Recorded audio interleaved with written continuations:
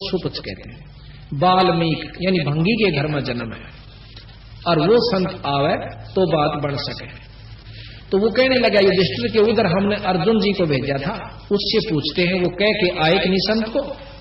अर्जुन बुलाया, कहने लगा भाई आपने वहां कोई संत होंगे उधर कह के नहीं आए उनको? हैं जी संत, पर वो तो अभिमानी बहुत है। की बात है? कृष्ण जी कहने लगे कि मैंने उनसे कहा था कि हमारी यज्ञ में चलियो महाराज। तो वो कहने लगे कि 100 यज्ञ का फल मुझे दे दो पहले, तब मैं थारे यज्ञ में भोजन पान चालू, क्योंकि तुमने इतने पाप कमा रखे से और उसके उपलक्ष्य में तुम ये धर्म कर रहे हो। भाई हम भोजन खाने नहीं जाएंगे। तो आपने क्या जवाब दिया? मैंने ये जवाब दिया। अर्जुन जी कहने लगे, ना अर्जुन नहीं सॉरी भीम गए, अक्षमा करियो, भीम गया। तो भीम ने से कहा, तो उन्होंने बोला जी वो तो न्यू कहने लगा कि 100 यज्ञ का फल दे मैं जब चालू। मैंने कहा कि मारी तो प्रथम यज्ञ, अब देख लियो थारी इच्छा होता आ जाओ, आपने तो उल्टी आंट लगा दी। तो कृष्ण जी कहने लगे संतों को ऐसे नहीं कहा करते, और या मेरे को बताना चाहिए था अपना आकर के कि कोई संत ऐसे बोला, मैं समाधान बताऊं। वो अजीब के बना मेरे साथ चलो।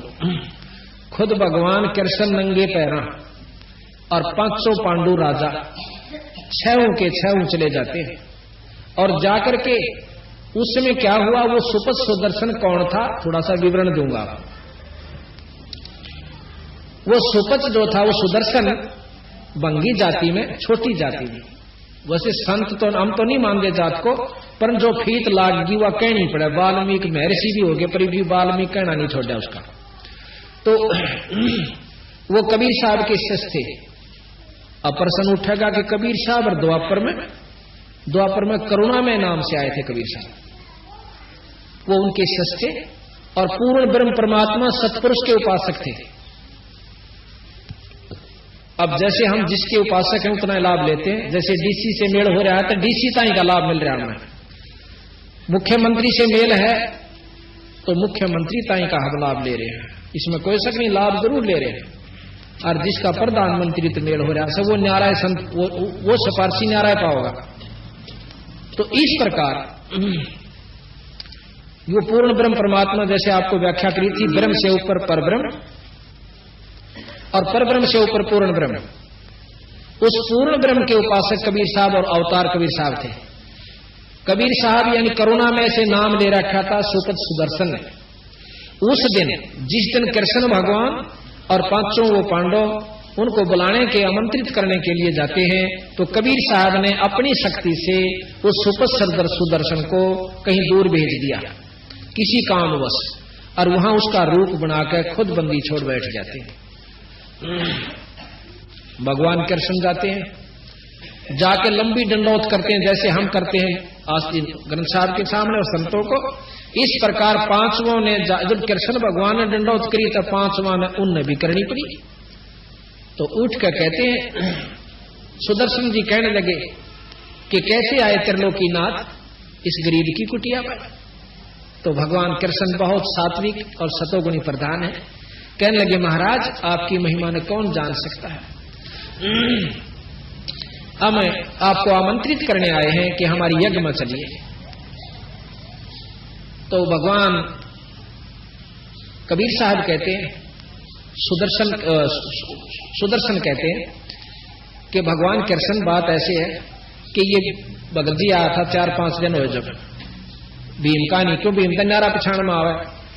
अग इसको मैंने कही थी कि भी मैं यज्ञ में जब चालूंगा मैंने 100 यज्ञ का फल दे दो।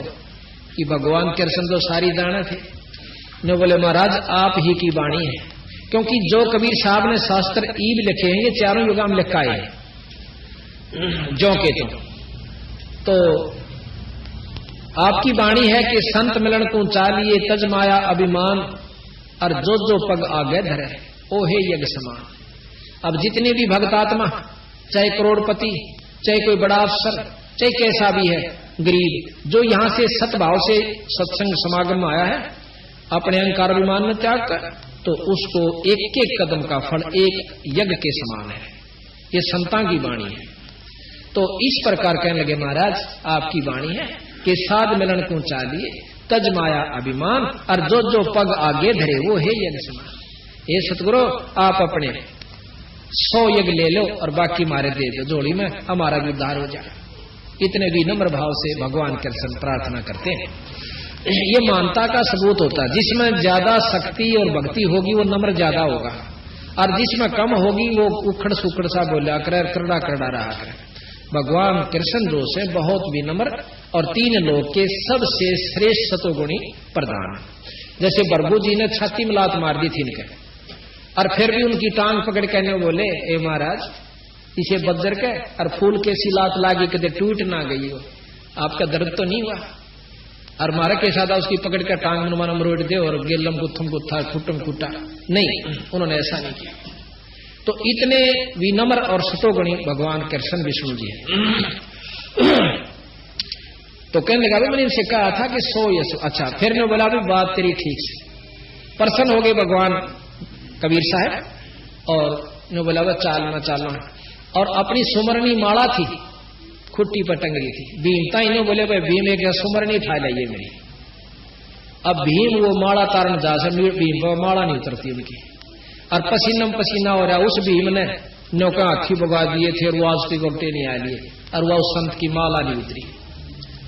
जब कभी और उसके मन में भीम का यूं था कि कृष्ण जी क्या नाराजी करने लाग रहे हैं, रिश्ते और यज्ञ पूर्ण होगी, ये भी बोले रहे भगवान कृष्ण। ये मन में विचार कर रहा क्यों उसकी टूटी सी लंगोटी, टूटे से जूते, लांडी सी लंगोटी, ढाडी बदी हुई, सावला सा रंग जैसे जंगली से होया करें, इस रूप में बंदी छोड़ बैठे। तने बोला रहा भीम मेरे में तक में शक्ति ना पर, सुमरनी ना उतरती भी रात्रि जान गया कि तो जाने से शर्मागत ले नाड़ कर ली, और महाराज ने उठ कर अपनी सुमरनी ठा ली, चाल पड़े। अब यज्ञ मंडल में आ जाते हैं। अब इतने बड़े बड़े विद्वान और बड़े बड़े ऊपर स्टेजा बैठे, बड़े बड़े लाल लाल लत्ते पर कर 5-5 तलक ला कर 6-6, और उस बूढ़े से महात्मा ने देख कर भीतर तांस से अगले आए से शेर यू बजाओगा इनका संख है, और ऊपर तो प्रकट नहीं कर रहे। तो कृष्ण जी द्रौपदी ते कहने लगे, द्रौपदी बाण अच्छा सुथरा भोजन बना दे। इस महापुरुष ने जय रुचि से भोजन खा लिया ना, थोड़ा शंख बाजेगा। अब मन में ये संख्या द्रौपदी का भी आ गई थी कि इसी विद्वानों से ऐसे जो छद बैठे, अरे इतना बाज जाइयो, मन में विक्षेप जरूर आ जाइयो, मन बहुत खतरनाक चीज है। फिर भी उसने रोटी जी ला कर बनाया भोजन, 36 प्रकार के व्यंजन तैयार किए, और लाकर चांदी की थाली में न्यारी न्यारी कटोरिया में और रख दिए। अब भगवान कबीर साहब ने यानी सुदर्शन जी ने के करा, क्योंकि वहां सुदर्शन को के रूप में आए थे, सुदर्शन ही का चलेगा यहां। अब कई प्रमाण हम आपको बताएंगे, जैसे कि संत क्या कर देते हैं अपने भगत को उदाहरण खातिर।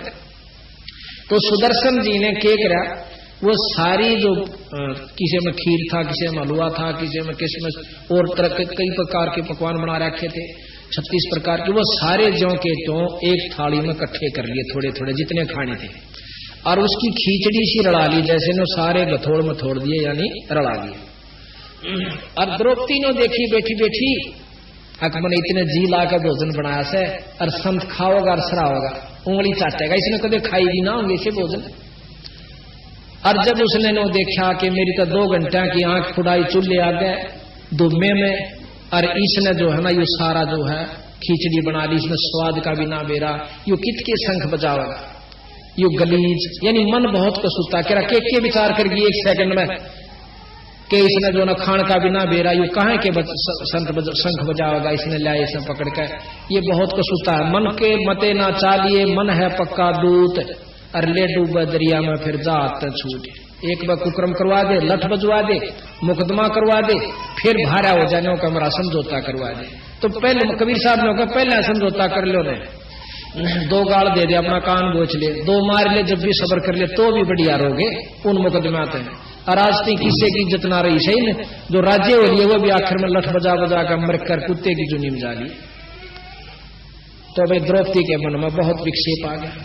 तो क्या किया उस संत ने, सुदर्शन जी ने 5 बार वो भोजन खाया, 5 ग्रास में वो खा गए सारे को, और 5 बार शंख ने आवाज करी, बच्चों बैठ जाओ आराम से, 5 बार शंख ने आवाज करी, अब युधिष्ठिर बहुत प्रसन्न हुआ कि महाराज जी मौज होगी, शंख बाज गया। कृष्ण जी ने बोले ना इब्बा नहीं बजा भाई, ये तो अखंड बजाएगा और स्वर्ग में इसकी धुन जागी, इतनी प्रेम से बजेगा यो। और जब यज्ञ संपूर्ण होगी, अब युधिष्ठिर का फेर मुंह उतर गया, अकीब किसने ढूंढ कर लाएंगे। भगवान कृष्ण कहने लगे कि ना और कुछ नहीं ढूंढना, इस संत के बराबर 3 लोक में कोई शक्ति नहीं। कभी वर्णन कर रखा गरीबदास जी ने कि इस वाल्मीकि के वो वाल्मीकि ने जिसने गीता लिखी थी ना, ये रामायण लिखी थी, वो वाल्मीकि जो भंगी के घर में जन्म होने के नाते से उसको वाल्मीकि कहा गया। सुदर्शन भी कहा, सुपच भी कहा, सुदर्शन नाम था वैसे सुपच भी कहे। बोले इस वाल्मीकि के बालसम, इस सुदर्शन के बालसम ना ही 3 लोक, ये इतनी शक्ति का संत है। पर ना बच्चा तेने बोला द्रौपदी तेरे मन में कोई कमजोरी आई से, और नौकरी इसके 5 धोकर पी ले, जब थारी यज्ञ संपूर्ण होगी, और ना फिर मन में मत ना कहिए। अब कहते हैं गरीबदास जी महाराज कबीर साहब के द्रौपदी ने उस बूढ़े से संत की 5 धोए चरणामृत लिया, और फिर देखे जब आधा द्रौपदी ने पी लिया ना, जब कृष्ण भगवान ने बोले द्रौपदी देखे मेरे मन में दे दे थोड़ा सा, आधा उस चरणामृत को भगवान कृष्ण ने पिया, उस सुदर्शन के चरणामृत को। यहां गरीबदास जी महाराज कहते हैं चूड़े का चरणामृत लिया वो कृष्ण चंद्र करता रहा कि उस अनंत कोट ब्रह्मांड के परमात्मा सतपुरुष के नुमाइंदे कबीर साहब के शिष्य उस चूड़े का, जिसने हम वाल्मीकि और भंगी और नीच जाति का कहते हैं, संता का नीच नहीं जात नहीं है। गरीबदास जी महाराज कहते हैं ऊंच नीच इस विध है लोई, और कर्म कुकर्म कहां में दोई। बूढ़े काम करनिया, नीच काम करनिया थे ब्राह्मण जाति का वो नीच है, और अच्छे काम करनिया थे समाज उसके क्या की फीत ला रहा है वो ऊंच है। ये बसंता के लक्ष्य बताने की विधि है। तो उस समय वो शंख जो ही चरणामृत लिया तो वो शंख अखंड बाजता है बहुत देर तक, और स्वर्ग तक उसकी झनकार सारी पृथ्वी पर गूंज जाती है जब वो यज्ञ संपूर्ण होता है। तो उस भगत ने यह भी प्रश्न किया मेरे से, नकलोई गांव का है वो, कहने लगा कि ये बात मेरे समझ में नहीं आ रही थी कि वो सुपथ सुदर्शन ईसा क्या होगा जिसने कृष्णता ही कोई फेल कर दिया। ऋषि इसी विद्वान बैठे थे, सारी महाभारत को फेल कर गया वो तो नायक वो था सारी उसका, जिस जो किसी से काम लिया उसने न करके दिखाया। वो क्या चीज थी मैं सारा जान लिया था, जो जिसने कृष्ण से भी सुपीरियर शक्ति थी तो वह कौन चीज थी। पर ने बोला सब टाल मटोड़ कर जाने, और मैं कहा भाई ये प्रमाणित शास्त्र है कबीर साहब का, गरीबदासियों का, जिन्होंने महाभारत जो की जो लिखती, गीता नो की नो लिख रखी इसमें, तो क्या वह ये भी झूठ लिख सकते हैं? क्या जरूरत है उन्हें झूठ को झूठ लिखने की, सच को झूठ लिखने की या झूठे लिखने की? फिर तो सारे शास्त्र गलत से भी, फिर तो सारी झूठ से शास्त्र में भी। अगर आप इस शास्त्र को गलत कोई मानना कि ये गलत से, तो फिर ये सारे गलत से। और नहीं, हम सारा को सत्य मानते हैं, ये भी सत्य है और ये भी सत्य है। अब जो किसी में ज्ञान है कि दिल्ली का ये स्टेशन आवे हैं और आप भी जा रहे मैं भी जा रहे यहां से दिल्ली, दोनों आगे सही मिले हैं, और हम आगे कलकत्ते ताई नहीं गए, और वही आदमी फिर बतावा कलकत्ते ताई ये स्टेशन हो रहा है, क्या वो झूठ बोल लगा? नो कह मैं जा कर रहा हूं और ये स्टेशन लगा। जब यहां तक हमारे सारे मिल गए तो अगले भी सत्य है, पर हम ना गए हैं, नहीं मानते, वो हमारी कमजोरी से। जब 4 वेद 6 शास्त्र 18 पुराण 11 उपनिषद महाभारत गीता रामायण वो ज्यों की तो इसमें लिखी गई, और उसके बाद बताया कि भी एक परमात्मा और से, जिसने तुम भूल रहे 3 परमात्मा 3 लोक के मालिक, इससे ऊपर ब्रह्म जिसको निरंजन वेद ब्रह्म कहते हैं, ब्रह्म से ऊपर पर ब्रह्म है। आप पार ब्रह्म की बहुत स्तुति सुनी होगी। जब दादा और परदादा 2 नाम से तो व्यक्ति भी 2 से, और परदादा उस बाप थे थोड़ा दादे थे भी बड्डा से, यानी उसका बाप से। इसी प्रकार हम ब्रह्म को अर्णों को वो पार ब्रह्म से, ये अनजान आदमी बंडा सके कि ब्रह्म और पार ब्रह्म एक चीज से। मंत्री प्रधानमंत्री में अगर अंतर कोई नहीं जानता वो तो नहीं मान लेगा कि एक चीज से, पर हम नहीं मान सकते जिनको ज्ञान है। तो ये बंदी छोड़ने ये कहने की कोशिश की है कि ब्रह्म तक का ज्ञान ये 3 लोक के शास्त्र सारे देते हैं, उसमें मुसलमानों के भी आ लिए और अपने हिंदुओं के भी आ लिए, क्रिश्चियनियों के भी आ लिए। जिस क्रिश्चियन की भी जो स्टोरी है वो यहीं तक का ज्ञान है। अब इस 3 लोक के, और फिर लोक तो और भी गणे मानने हम खुद मानते हैं कि लोक तो बहुत गणे हैं, शास्त्र बताते इस प्रमाण को दे रहे। और फिर हम लोग हैं कि किसी से हमने बात की, ने बोला शंकर भगवान या विष्णु भगवान का जो उपासक होता है वो नौका यू है ब्रह्म से और यू है पार ब्रह्म से। अब भाई डीसी ने को मुख्यमंत्री या तक डीसीएस है, मुख्यमंत्री नहीं हो सकता। जब तीन लोक के का या तो फिर शुरुआती से सारे शास्त्र ने दे पाते अनंत लोक ब्रह्मांड के परमात्मा है। जब शास्त्र तीन लोक के कह राम नौकर ना यू अनंत लोक के ब्रह्म, तो या देखो जितनी इनमें शक्ति है वो गरीबदास जी ने इन शास्त्रों तक ज्यादा वर्णन कर रखा है राम और कृष्ण की, कि जितनी इनमें शक्ति है तीन लोग के भगवान नाम वो तो वर्णन भी नहीं कर पा रही है शास्त्र, और इन्होंने कर रखी है। लेकिन इनसे ऊपर एक और शक्ति है ब्रह्म, और ब्रह्म से ऊपर पर ब्रह्म। ये ब्रह्म के अवतार है तीनों, ब्रह्मा विष्णु में से, यानी बहुत ब्रह्म से उत्पन्न हुए। ब्रह्म ज्योत निरंजन है, ज्योत निरंजन काल है, संतों ने बताया। ज्योत निरंजन जो हम जाप करते हैं ये काल तक का जाप है, वेद उसको ओम जाप कहते हैं, और संत जो है उसको ज्योत निरंजन अलख निरंजन। नाथ परंपरा के संत हमने देखे जाकर मोगरा खड़का कर अलख निरंजन, तो वही अलख निरंजन, वही ज्योत निरंजन, वही ब्रह्म, वही ओम ओंकार, वही तक का ज्ञान। इससे ऊपर ब्रह्म, ब्रह्म से पार ब्रह्म, पार ब्रह्म से ऊपर पूर्ण ब्रह्म। पूर्ण ब्रह्म के अवतार कबीर साहब आए। अब ये शास्त्र ज्ञान दें, वो भी ज्ञान हमें शास्त्रों से हुआ, घर का तो नहीं किसी का। ये शास्त्र आपके पास रखे हैं, और ये भी शास्त्र है जो लिपिबद्ध किया गया। ये तो 600 वर्ष पहले का शास्त्र है, ये लाखों वर्ष पहले के हम सत्य मानते हैं, रह भी सत्य। और ये तो 600 वर्ष पहले का लिखा हुआ शास्त्र है, कोई जो भी नहीं। और गरीबदास जी ने लिखा हो तो हमारे पास हाथ से मौजूद है, कोई ने सोचा बाद में मिला लियोगे झूठी साची। कई भाई न कहो रामायण में गोपाड़ पेल रखे, गोपाड़ तो उनको है जिनको ज्ञान नहीं। शास्त्र में गोपाड़ पेलन की कोई जरूरत नहीं थी, क्या आवश्यकता थी उन संतों को इसमें गोपाड़। उस समय की जो परिस्थितियां थी आज हम मान ही नहीं सकते। आज से 100 साल के बाद कोई न्यों नहीं मान सकता कि 5 मन वजन ठाणिया को आदमी हुआ होगा। और आज से 30 साल 40 साल 50 वर्ष पहले आम व्यक्ति 5 मन वजन न ठाकर छाछ पचट जाया करते थे। और आने वाले 100 साल में कोई इस बात में स्वीकार नहीं कर सकता कि कोई 5 मन वजन ठाणिया क्यों ऑर्डर रह जाएंगे क्यों दसी। गरीबदास ने लिख रखा है इसमें कि जब कलयुग का अंत होगा 15 वर्ष 20 वर्ष की उम्र रह जाएगी मनुष्य की, और 5 उसमें से खंड होगा। जिस प्रकार आज हमारी 100 साल की उम्र मान कर चल रही है, 100 पूरा कोई नहीं करता, कोई 75 में, कोई 70 में, कोई 60 में, कोई 65 में, कोई 80 में चालते बने।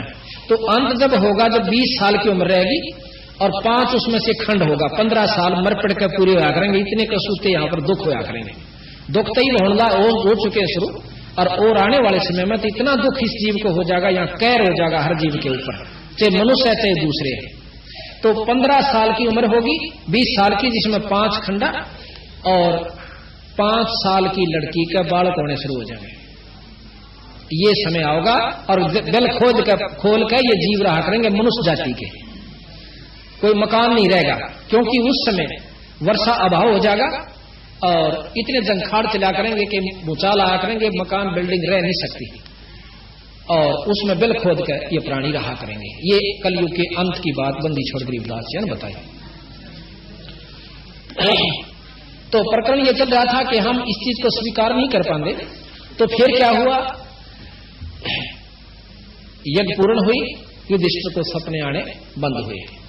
यज्ञ धर्म करने से कर्म शुभ कर्म बढ़ जाते हैं, माड़े कर्म खत्म नहीं होंगे।